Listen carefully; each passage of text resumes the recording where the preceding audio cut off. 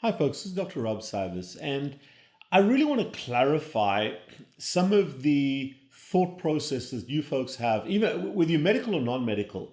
There is a particular pragmatic thought process about how your body handles food and nutrients that is very, very important that I just want to step back and clarify.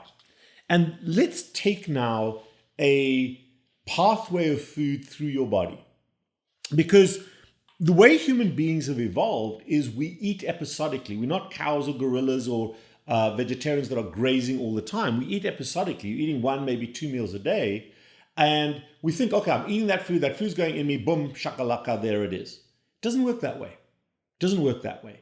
And there are many, many pitfalls in thinking when it comes to that. So let's follow this along. Let's say you're sitting down at a table with a plate of food and a knife and fork, and you are eating a meal. When you get that meal into your body, the first determinant, and this is where society's gone sideways a little bit because of portions.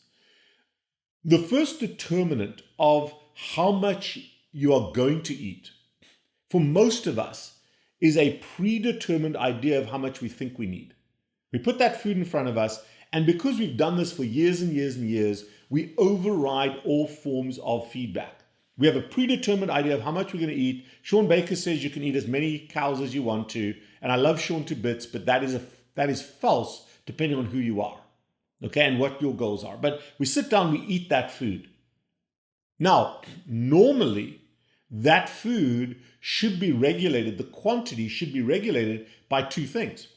By stretched receptors in our stomach, that as the stomach stretches up, a nerve goes back to our brain that says, yo, you've had enough, you're full. And that is the thing that we look at.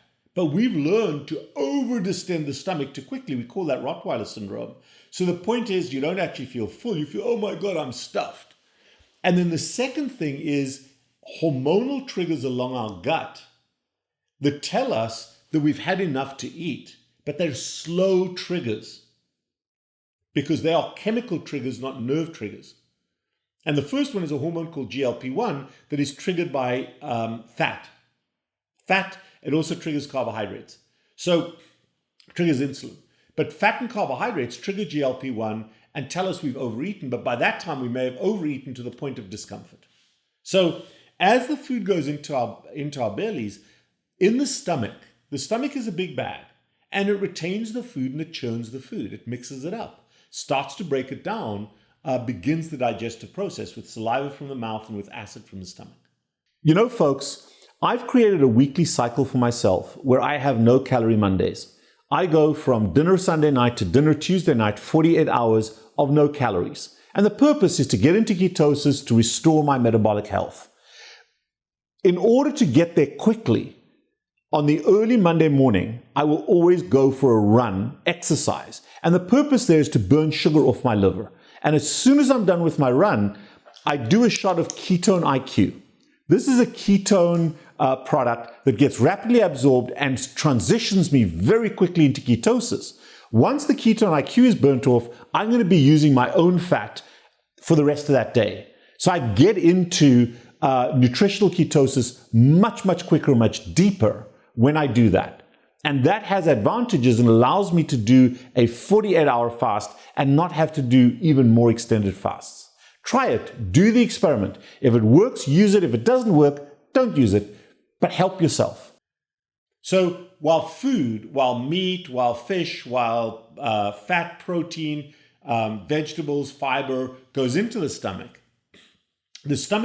churns that all up. Think of it like a big cement mixer, mixes it all up, turns it into slime or paste, and then what leaves the stomach, and the stomach regulates the rate at which little boluses of food that's already partially break down enters the upper small intestine. So when we eat, the esophagus is primarily a conduit within about 8 seconds from the mouth into the stomach. The stomach is a big reservoir that holds the big meal that we've eaten, and continuously over the course of 4, 6, 8, 12 hours, slowly delivers that food to the stomach. The emptying of the stomach is sped up by sugar. It's called dumping syndrome. So a high carbohydrate meal, particularly a high sugar meal, speeds up the rate of delivery of that, or emptying of the stomach and delivery into the intestine. Fat slows that down. So when you have a high fat meal, that fat meal sits in the stomach for a long time and slowly gets released. So fat is your friend under those circumstances for a slow release. That's why one of the reasons we don't feel that hungry. If you have diabetes, gastroparesis, or if you're on GLP-1, if you're on Ozempic or Wegovy or one of those drugs, those hormones purposely slow down the rate of emptying of the stomach. And we see on people with GLP-1s, they often have retained food in their stomach for almost 2 days. So the rate of stomach emptying regulates how fast that food gets into the small intestine. In the upper part of the small intestine, you are releasing pancreatic enzymes and bile, which alkalinizes, gets rid of the acid, turns the pH up to about 8 plus in the upper small intestine to allow those enzymes to work. They don't work well in an acidic environment. They work better in an alkaline environment. And now the pancreatic juices break down complex carbohydrates into simple sugars: glucose, galactose, fructose. Those are the three. Doesn't matter what you put in your mouth. Doesn't matter if it's brown bread, white bread, pasta, ice cream, fruit. It doesn't matter if it's natural sugar or processed. It doesn't matter. Doesn't matter, folks. What enters the bloodstream, what gets digested to, are three sugars: glucose, galactose, fructose. Those are the three primary sugars. Your protein gets digested down to short polypeptides, 2 or 3 amino acids long, or individual amino acids, and there are 20 or 21 of them.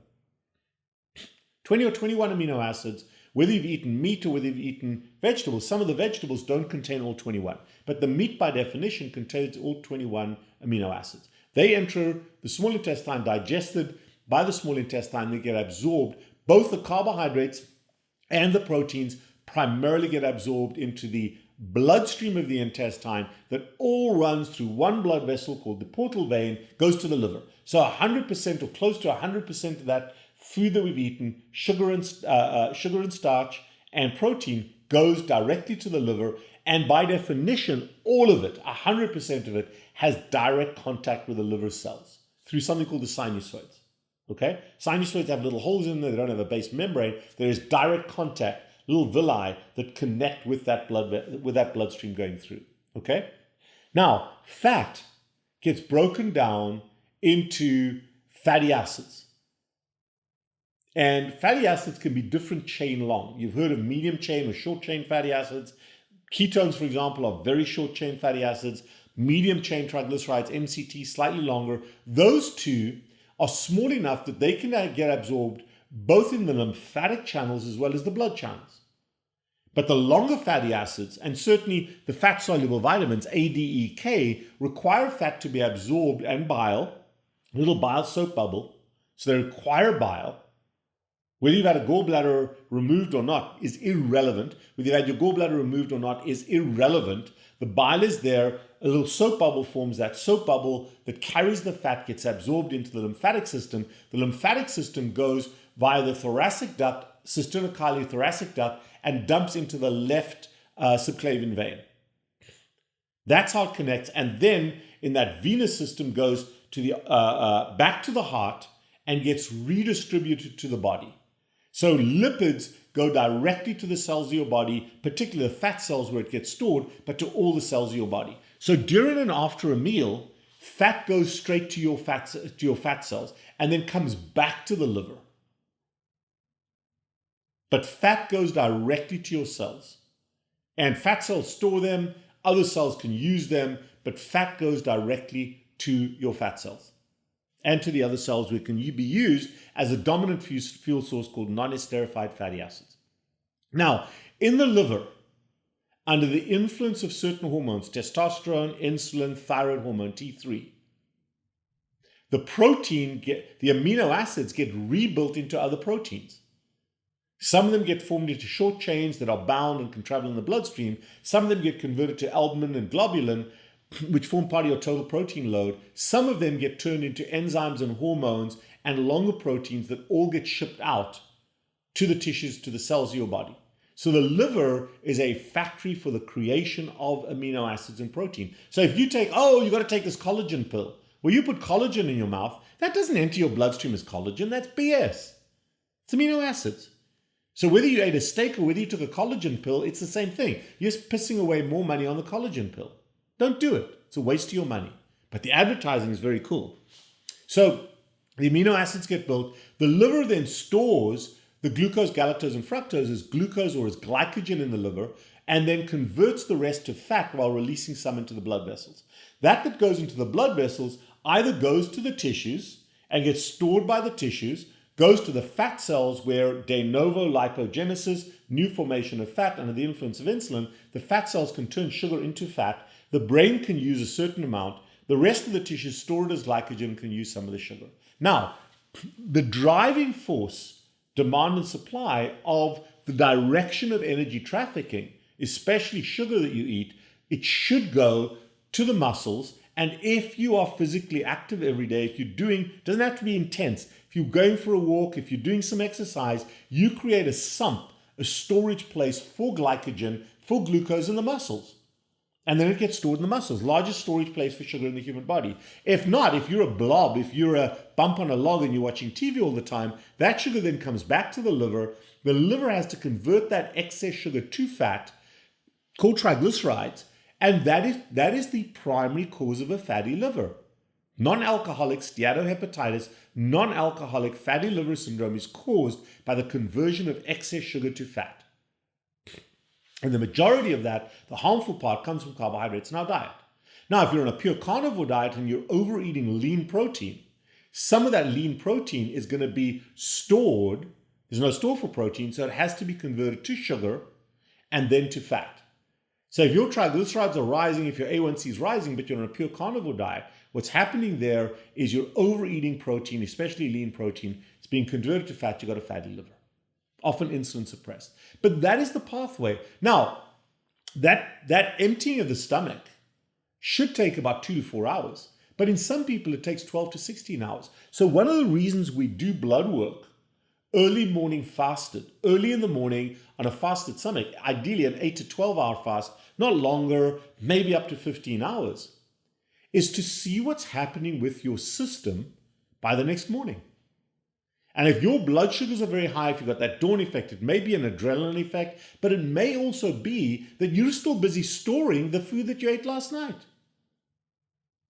You may not be in fat-adapted ketosis yet. It may take much longer to get there.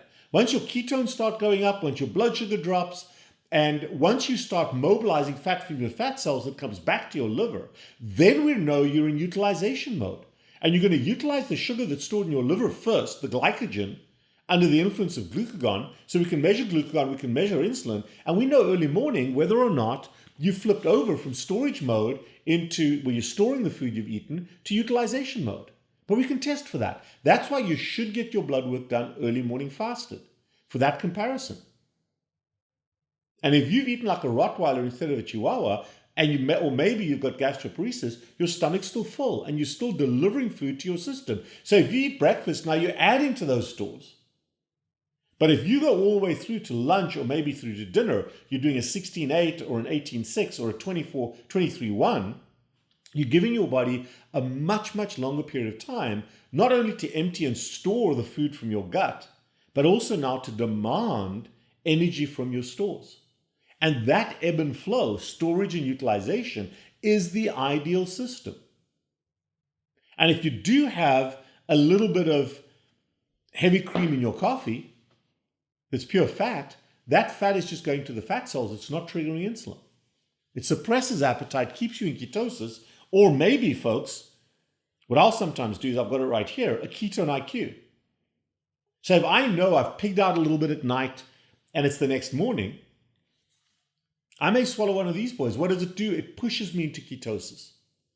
It just keeps me in that ketone. Even though I know I'm still storing what I've eaten, I want to flip over into ketosis. Why? Because if I'm in ketosis, some of that fat that I've eaten, and I'm on a mostly carnivore diet, some of that fat that I've eaten is going to my fat cells, but really what I want to do is triage it to my other cells. Whereas my liver is going to be releasing sugar into my system by drinking a bottle of ketone IQ. I may not feel it that much, But the ketone IQ or the high ketosis is going to flip my system across into ketosis so that I'm burning the fat and I'm storing the fat or using the fat in my other tissues rather than those tissues using sugar. And that can be measured. If I'm peeing ketones in the morning, if I've got ketones in my urine, I know that I'm in ketosis. I know that my body is using ketones as a source of fat. Most people are not in ketosis in the morning. Why? Because they're still using sugar.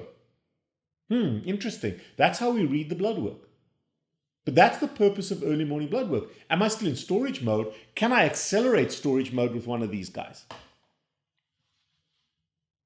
So then once you've stored that food and the stomach is emptied, then all that's happening in the gut is you are dumping some of the residue that wasn't absorbed or some of the waste elements into the gut. But the gut is continuously moving.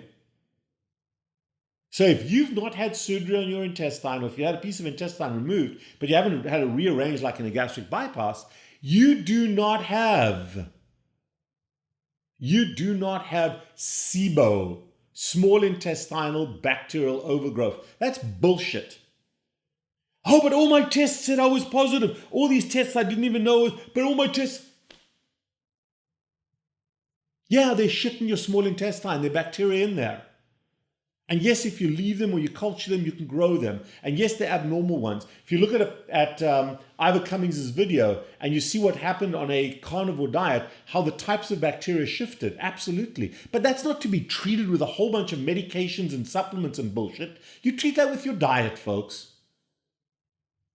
Unless you've got stasis, unless you've got a piece of intestine that has been diverted, like if you look at a railroad, they've got the railroad that goes up and down, trains going up and down, if there's a little branch where a train is parked to the side, but most people don't have that in their gut. SIBO is bullshit that's been activated by too many people. CIRS, C-I-R-S, oh, it's this chronic inflammatory bullshit. That is a money-making project, and I'm adamant about that, and argue with me. Oh, I didn't even know I had mold in my basement.